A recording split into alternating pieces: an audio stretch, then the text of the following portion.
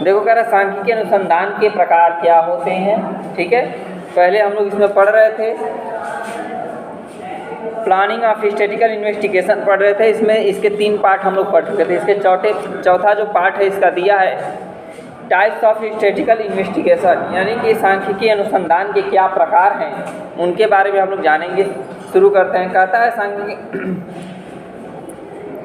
सांख्यिकी अनुसंधान के आयोजन के लिए आवश्यक है कि आंकड़ों का संग्रहण शुद्धतापूर्वक किया जाए। ठीक है, सांख्यिकी अनुसंधान के आयोजन के लिए सबसे पहला हमारा कार्य यह बनता है कि जो भी आंकड़े हैं, आंकड़ों का मतलब क्या होता है, आंकड़े यानी कि जो भी तथ्य हैं उसके संबंध में, ठीक है, जो भी चीज़ें हैं वो उसको हम क्या करें, शुद्धता के साथ हम क्या करें, कलेक्शन उसका करें। ठीक है, शुद्धता के साथ क्या करें, उसका कलेक्शन करें। अनुसंधान के विभिन्न प्रकारों का ज्ञान होना आवश्यक है। अनुसंधान के जितने भी प्रकार हैं, टाइप्स हैं, ठीक है, उन सभी के बारे में आपको क्या होना चाहिए, नॉलेज होना अति आवश्यक है। जैसे आप कोई क्वेश्चन सॉल्व करने जा रहे हैं, आपको उसके बारे में कोई जानकारी नहीं है, आप कर पाएंगे क्या? उसका स्टेप्स जब तक पूरा स्टेप्स आपको नहीं जानकारी रहेगी तब तक आप नहीं कर सकते। उसी प्रकार ये कहा है कि जब आप अनुसंधान करने का आयोजन कर रहे हैं तो उसमें जो भी आंकड़े हैं उसके शुद्धता के साथ होने चाहिए, कलेक्ट करें। उसके बाद उसकी पूरी हर एक स्टेप, हर टाइप्स की उसकी क्या होनी चाहिए, आपको पूर्ण रूप से जानकारी होनी चाहिए, तभी आप सही कार्य कर सकते हैं। कहता है कि क्योंकि अनुसंधान का कोई एक प्रकार प्रत्येक परिस्थिति में उपयुक्त नहीं होता। अब एक ही फार्मूला पूरा सब क्वेश्चन पे तो लगेगा नहीं, एक ही फार्मूले से सारा सवाल नहीं लग सकता है ना। उसी प्रकार कहा है कि एक ही टाइप से सबके लिए लागू हो ये कोई उचित नहीं है, सबके लिए अलग अलग रूप से भी हो सकते हैं। फिर कहता है अनुसंधान के प्रकार का निर्धारण अनुसंधान के उद्देश्य, क्षेत्र, समय एवं उपलब्ध साधनों के माध्यम से होता है। जैसा उसका जो आयोजन, हम किसी भी कार्य किसी भी चीज़ का जब आयोजन करते हैं तो सबसे पहले हमारा उद्देश्य और लक्ष्य निर्धारित करना चाहिए, तब उसके हिसाब से क्या करते हैं, हम क्षेत्र को निर्धारित कर पाते हैं। ठीक है, तो यही कहा है कि जब हमारा उद्देश्य क्या है, ठीक है, हमारा लक्ष्य क्या है, हमारा क्षेत्र क्या है, इन सभी चीज़ों का हम क्या करते हैं, एक दूसरे के माध्यम से क्या करते हैं, निर्णय ले पाते हैं। ठीक है, कहता है अनुसंधान के प्रकार के संबंध में निर्णय इस बात पर निर्भर करता है कि अनुसंधान का आयोजन किस व्यक्ति या संस्था के लिए किया जा रहा है। ठीक है, क्या कहता है, किस व्यक्ति अथवा संस्थान के लिए किया जा रहा है, ये भी इसका क्या है, एक अंग है। अब कहता है कि सांख्यिकी अनुसंधान विभिन्न प्रकार के होते हैं। पहला देखते, कहता है कि एक्सपेरिमेंट और सर्वे, एक्सपेरिमेंट और सर्वे की बात करता है, नहीं कि प्रयोग अथवा सर्वेक्षण। कहता है सांख्यिकी अनुसंधान 2 प्रकार के होते हैं, प्रयोग तथा सर्वेक्षण। प्रयोग तथा सर्वेक्षण की बात करता है। प्रयोग से तात्पर्य उस अनुसंधान से है जिसमें सांख्यिकी का एक प्रयोग होता है। क्या होता है, सांख्यिकी का एक प्रयोग होता है जो जानबूझ कर किया जाता है कि प्रभावों को मापता है। सर्वेक्षण वो अनुसंधान होता है जिसमें उन तथ्यों की माप की जाती है जो स्वतंत्र रूप से अनुसंधानकर्ता के प्रकारों के परिणाम स्वरूप न होकर विद्यमान होते हैं। देखो, प्रयोग क्या होता है, जो कि हम अगर मतलब गलती उसमें होती भी है तो वो गलती क्या हुई है, जानबूझ करके हुई है। क्या हुई है, अगर उसमें गलतियाँ होती है मतलब हम नए चीज़ों के बारे में जानने की कोशिश करते हैं, कहते हैं कि पहले इसको प्रयोग करके देखा जाएगा, सफल हुआ तो ठीक है, नहीं तो कोई बात नहीं। तो क्या हुआ, जानबूझ के गलतियाँ की जाती हैं या सही करने की कोशिश की जाती है, इसमें कोई त्रुटि नहीं माना जाता है। उसके बाद का सर्वेक्षण यानी कि सर्वे का मतलब उसको जाँचना, ठीक है, खोज करना। ठीक है, ये चीज़ है। फिर कह रहा है संगणना अथवा निदर्शन अनुसंधान, सेंसस और सैंपल इंक्वायरी का था संगणना अथवा निदर्शन अनुसंधान। ठीक है, देखिए क्या कहता है संगणना अनुसंधान में अनुसंधान क्षेत्र की प्रत्येक इकाई के बारे में जानकारी प्राप्त की जाती है। क्या कहता है, संगणना अनुसंधान। संगणना क्या होता है जी, संगणना क्या होता है,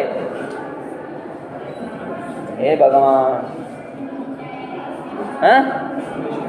हाँ, कैलकुलेशन, यानी कि जो संगणना अनुसंधान जहाँ पे कंप्यूटर्स वगैरह का जो भी प्रयोग होता है, गणनाएँ की जाती हैं, उसी को संगणना कहते हैं। कहता है कि संगणना अनुसंधान में अनुसंधान क्षेत्र की प्रत्येक इकाई के बारे में जानकारी प्राप्त की जाती है। क्या की जाती है, प्रत्येक इकाई के बारे में, यानी कि एक एक यूनिट, एकदम छोटी से छोटी बातों पे भी ध्यान क्या किया जाता है, दिया जाता है। कहता है निदर्शन अनुसंधान में अनुसंधान क्षेत्र का प्रतिनिधित्व करने वाली इकाइयों के बारे में ही जानकारी प्राप्त की जाती है। मतलब जो जिसका सपोर्ट करेगा, जैसे मान लीजिए कि आप लोग हमारे साथ पढ़ रहे हैं तो हमारे बारे में अगर कोई जांच की जाती है तो आप लोगों का भी निरीक्षण किया जाएगा। यदि आप लोगों की किसी प्रकार के अगर कोई निरीक्षण किया जाए, कोई जांच प्रकार आपसे कोई पूछताछ होती है तो साथ में हम भी जाएंगे, ठीक है, क्योंकि आप लोगों को गाइडेंस हम ही करते हैं और आप लोग हमें क्या करते हैं, सहयोग करते हैं उसमें, ठीक है। यदि किसी भी प्रकार की अगर कोई कमी बेसी होती है हम दोनों में, तो कोई भी अगर एक फंसता है तो दूसरा भी साथ में जाएगा, पूछताछ उससे भी की जाएगी कि नहीं क्या दिक्कत है क्या नहीं है, ठीक है। चलिए आगे कहता है गोपनीयता अथवा प्रकट अनुसंधान, कहता है कॉन्फिडेंशियल और ओपन इंक्वायरी। कॉन्फिडेंशियल, ठीक है, कहता है गोपनीयता अनुसंधान किसी निजी उद्देश्य की पूर्ति के लिए किया जाता है। क्या किया जाता है? गोपनीयता अनुसंधान। ये क्या होता है? गोपनीयता का मतलब कोई बताएगा? मतलब किसी कार्य को छिपा कर करना। ये कब किया जाता है? जब कोई बहुत विशिष्ट कार्य, कोई विशेष प्रकार का कार्य होता है जो कि सबके जानकारी में हम नहीं रख सकते हैं, ऐसे कार्य को क्या कहते हैं? गोपनीय माध्यम से करते हैं, लेकिन बिल्कुल छुपा छुपाई वाला है, ठीक है, चोर कटवान वाला। उसके बाद कहता है प्रकट अनुसंधान, कहता है गोपनीय अनुसंधान के परिणामों को प्रकाशित नहीं किया जाता। जिस अनुसंधान के परिणामों को प्रकाशित किया जाता है उसे प्रकट अनुसंधान। कहता है कि गोपनीय का मतलब होता है जिसे हम छुपा कर करते हैं, मतलब किसी के सामने दिखाई नहीं देता है, ठीक है, प्रकट नहीं होता। और कहता है कि जब प्रकट का क्या होता है? प्रकट अनुसंधान मतलब जो सामने दिखता हो, ठीक है, क्या हो? सामने दिखता हो। लोग कहते हैं भगवान नहीं है, सही बात है, जब तक हम ना देखें तो कैसे मानेंगे भगवान है, ठीक ना। वो अलग चीज़ है कि हमारे दिल में आस्था है, लेकिन कभी किसी ने देखा है? नहीं देखा। तो जब नहीं देखा तो मतलब भगवान नहीं है, ये हम मान के चलते हैं। अगर है तो फिर दिखे, और नहीं है तो नहीं दिखता, ठीक है। यानी जो दिखता है वो बिकता है, जो नहीं दिखेगा वो कब बिकेगा, ठीक है, वही हाल है। आगे देखिए क्या कहता है, कहता है अप्रत्यक्ष तथा अथवा परोक्ष अनुसंधान, यानी कि डायरेक्ट और इनडायरेक्ट इंक्वायरी। डायरेक्ट इंक्वायरी और इनडायरेक्ट इंक्वायरी क्या होती है, इसके बारे में समझिए। कहता है कि जिन तथ्यों को संख्यात्मक रूप में व्यक्त किया जाता है, जैसे वस्त्र उत्पादन की मात्रा, क्या चीज़? वस्त्र उत्पादन की मात्रा, आयु, ऊंचाई, भार, आय आदि प्रत्येक अनुसंधान द्वारा उनके विषय में जानकारी प्राप्त की जा सकती है, ठीक है। कहता है कि जिन तथ्यों को संख्यात्मक रूप में व्यक्त किया जाता है, जैसे अभी हमने बताया क्या क्या, वस्तु का उत्पादन हुआ तो क्या करते हैं? कितना मात्रा पूछते हैं ना कि भाई कितने मात्रा में उत्पादन हुआ। हाइट है तो कितनी हाइट है, उसकी कोई मेजर किए हैं तो हाइट कितनी है भाई? 2 फुट, 4 फुट, 10 फीट। मीटर में हो तो मीटर में, लीटर में तो लीटर में, क्विंटल में तो क्विंटल में, चाहे मतलब जिस भी मात्रा में है, अगर हम मेजर करते हैं, उसे नाप तौल करते हैं, तो उसको हम बताते हैं तो किस रूप में बताते हैं? संख्याओं के रूप में ही ना, संख्या तो होती है ना, उसी की बात कर रहा है, ठीक है। कि जिन तथ्यों को संख्यात्मक रूप में व्यक्त किया जाता है, जैसे बताए हैं, ठीक है। फिर कर कुछ तथ्यों को संख्यात्मक रूप में व्यक्त नहीं किया जा सकता, जैसे कुछ तथ्य ऐसे भी होते हैं, देखिए ये सब चीज़ें तो मेजर करना तुम्हारे वजह से बंद हुआ है, देखो मत, कुछ चीज़ें ऐसी होती हैं जो मेजर की जाती है तो संख्याओं में, लेकिन कुछ ऐसी वस्तुएं हैं जिनको मेजर नहीं किया जा सकता है, होती तो हैं लेकिन उन्हें मेजर हम नहीं कर सकते कि कितनी मात्रा में, उनकी मात्राएं हम नहीं बता सकते। जैसे हमारी बुद्धि कितनी शार्प है, कितनी कमज़ोर है, इसका कोई वजन है क्या? इसका कोई मापतौल नहीं है। हम कितना दुष्टता करते हैं, इसका कोई मापतौल नहीं है। हम कितने शरीफ हैं और कितने कमीने, इसका भी कोई शरीफ मतलब मापतौल नहीं है क्या? हमारे अंदर क्या क्या अच्छाइयाँ हैं, क्या क्या बुराइयाँ, हमारे क्या क्या गुण हैं, इसकी कोई मापतौल नहीं है, इसकी कोई मात्रा नहीं है। बहुत ज़्यादा है, अरे भैया बहुत ज़्यादा कितना है, उसको संख्या में व्यक्त करो ना। बहुत अच्छा है, कितना अच्छा है, मेजर करके बताओ। 2 फीट, 4 फीट, 10 फीट, 50-10 कुंटल है, कितना है, ठीक है। तो ये सब क्या है? ये परोक्ष अनुसंधान है। ये क्या है? परोक्ष है, जो कि मतलब अप्रत्यक्ष है, इनको ये दिखाई नहीं देते, ठीक है, इनका वजन हमें पता नहीं चलता है। ईमानदारी, ये भी किसी को पता है क्या कितना ईमानदार है? योग्यता, गुण, कुछ भी, ये सब चीज़ें क्या है? ये सब परोक्ष, इनका कोई मात्रात्मक संख्या नहीं है, संख्यात्मक नहीं है, ठीक ना? कोई डाउट? ऐसी दशा में परोक्ष अनुसंधान किया जाता है। ये क्या है? परोक्ष अनुसंधान किया जाता है। ऐसे तथ्यों को व्यक्त करने के लिए कोई ऐसी विधि अपनानी पड़ती है जिससे उन्हें संख्याओं में परिवर्तित किया जा सके और उसके पश्चात ही उनको सांख्यिकी विधियों में उससे गुजारा जाता है, ठीक ना?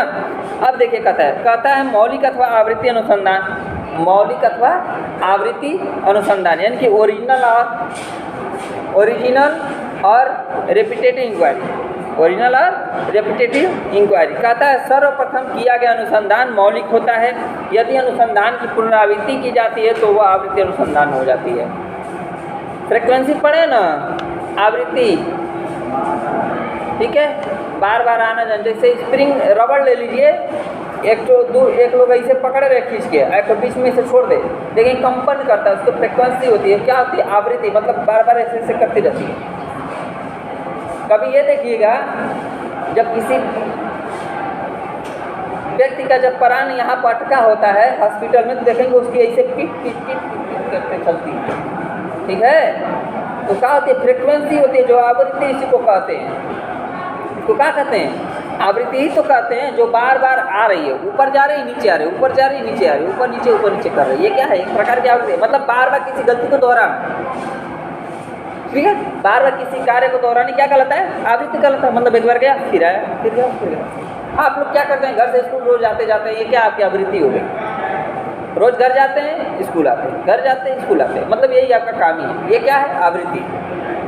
उसी प्रकार से मौलिक क्या होती है? मौलिक यानी कि जो पहली बार जो आप कार्य करते हैं, जो भी कार्य आप पहली बार करते हैं उसे मौलिक कहते हैं। क्या कहते हैं? उसे मौलिक करते हैं। लेकिन जब वही कार्य जब बार बार आप करते हैं तो आवृत्ति हो जाती है, ठीक है? किसी पूर्व कार्य को मतलब फिर से बार बार दोहराना, ठीक है? अब कहते हैं व्यापक अथवा सीमित अनुसंधान। व्यापक अथवा सीमित अनुसंधान की बात कहते हैं एक्सटेंसिव और लिमिटेड इंक्वायरी।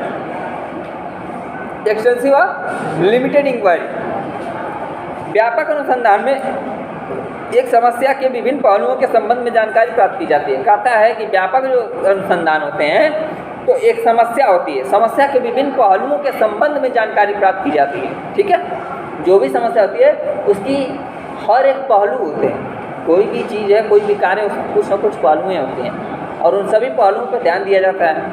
फिर कहता है सीमित अनुसंधान में समस्या के केवल एक या दो पहलुओं के बारे में ही जानकारी प्राप्त होती है, ठीक है? और जो सीमित दायरे में होती हैं उनका क्या होता है?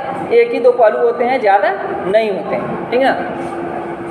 भाई बड़े स्तर पे कोई कार्य करिए और कोई कार्य छोटे स्तर पे करिए, तो जो बड़े स्तर का वर्क होता है कार्य, जो कि फ्लैक्चुएट करता रहता है, घटता बढ़ता रहता है, तो उसमें अगर इतनी सी भी अगर कमी आ गई तो बहुत बड़ी कमी मानी जाती है, क्योंकि वो इतनी सी छोटी सी कमी ना बहुत बड़े स्तर पे आपको नुकसान पहुंचाती है। लेकिन अगर कोई कार्य छोटा है, सीमित दायरे तक है, तो उसमें छोटी मोटी कमियां क्या होती हैं? उतना असरदार नहीं होती हैं जितना कि बड़े मतलब जो व्यापक स्तर पे है, जो बड़े स्तर पे है, अगर उसमें अगर किसी प्रकार की छोटी सी कमी है तो बहुत ज़्यादा का नुकसान होता है, ठीक है?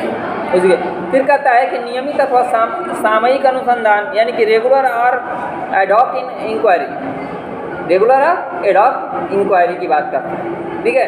कहता है कि नियमित अनुसंधान अस्थायी संस्थानों या विभागों द्वारा नियमित समय एकत्रित करके किए जाते हैं। क्या किए जाते हैं? कहता है नियमित अनुसंधान अस्थायी संस्थानों, ठीक है, यानी कि जो अस्थायी संस्थान है हमारे या विभाग हैं द्वारा नियमित समय यानी कि जो रोजमर्रा के कह सकते हैं, यानी कि जो डे बाय डे के तथ्य हैं उनको एकत्रित करके किया जाता है, ठीक है? उदाहरण स्वरूप सरकार का अर्थ संख्या विभाग नियमित रूप से समंकों का संकलन करके विभिन्न प्रकार के निर्देशांक इंडेक्स नंबर बनाता है एवं प्रकाशित करता है, ठीक है? सामयिक अथवा एडहॉक अनुसंधान किसी विशेष समय पर किसी विशेष समस्या पर प्रकाश डालने के लिए किया जाता है। एडहॉक क्या होता है? कहता है एडहॉक इंक्वायरी यानी कि असामयिक अनुसंधान क्या है? ये किसी विशेष दिवस पर किया जाता है।